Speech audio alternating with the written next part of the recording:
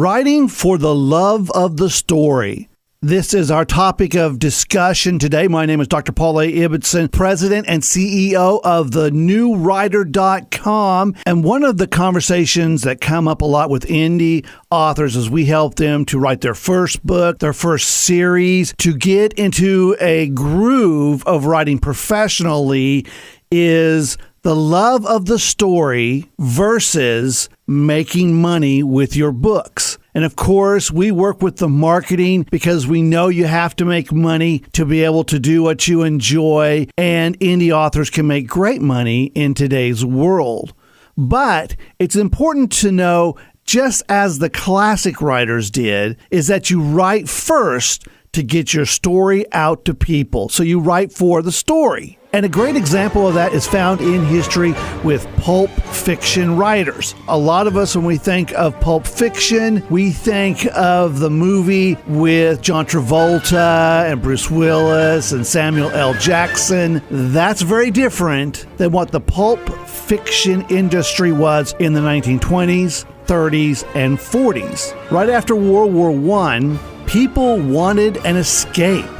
The war had been horrifying, trench warfare had been terrible, family members had been lost, and stress levels for the country had been high for a long time, and people wanted some escape. And yet, they were also economically strapped. And so pulp fiction writers came out. This is not comic books. This is not novels. This is before television and radio. While it was around, this was separate from radio as well. And they wrote these 130, 40, 50-page magazines that were written on pulp paper. And pulp paper was very, very cheap paper that was taken from recycled wood trimmings that were being thrown away. It was boiled in these giant vats into a pulp and then made into very, very cheap paper that allowed a whole bunch of these big magazines to go out to people. And this brings us to the pulp fiction writers and the love of writing for the story. If you are a science fiction lover, then you know some of the masters of science fiction, people like Ray Bradbury or C. Clarke or l.ronhubbard. And you know of their giant book success that they've had, also television and radio. But did you know that when they started their careers, like many indie authors are doing today, they started at the bottom? And they were pulp fiction writers. And they wrote stories, massive amounts of stories, under many different pen names. Everything from science fiction to Western to romance to action. They wrote it all to make a very meager living. Think about your book projects and what you look to write. Some people think, well, a 60,000 word book would be a great full-size novel. An accomplished pulp fiction writer in the 20s, 30s, and 40s could write over 1 million words a year, averaging around 100,000 words a month. And these are for magazines that are selling for a nickel, a dime, and at most a quarter. And that's exactly what L. Ron Hubbard did, what C. Clarke did, what Ray Bradbury did.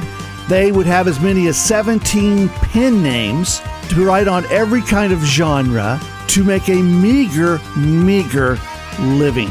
The pulp fiction stories were fast and gritty stories. They went straight to action. They were written for the common man. They worked through and either ended their story at the end of the page, most often, or were carried on to the next edition. They were the fast-pounding, straight to the meat of the story, very little nuanced adventures that caught people's attention and took them straight into a fantasy world. In many respects, they were the novellas of their time. Now, in the 1950s, television came to the forefront, radio did other expansions, and the Pulp Fiction magazines greatly reduced, and by the 1960s they were gone. And these Pulp Fiction writers that were at the top of their class, the ones that had survived and gotten their stories out and were seen as great writers, they moved into television, writing for television, writing radio, and eventually writing these classic novels that we know and enjoy. And many of us have just seen those people at the pinnacle. Rich authors that are acclaimed, that have placed themselves into history, and we forget how they had to write out of the gate and how little they were recognized for many years as they branded themselves out. Many of you indie authors out there will be the next Ray Bradbury's, the next L.Ron Hubbard's. You'll be your own version of that kind of success. But you have to remember that you write for the story first. And if your story is quality, it will draw people in, and you'll find financial success and success on many levels. Below in this video is a link to a wonderful YouTube documentary on Pulp Fiction writers from the 20s, 30s, and 40s. We recommend you continue your education. Until then, my name is Dr. Paul A. Ibbotson. Keep writing, keep creating. Find us anytime at thenewwriter.com.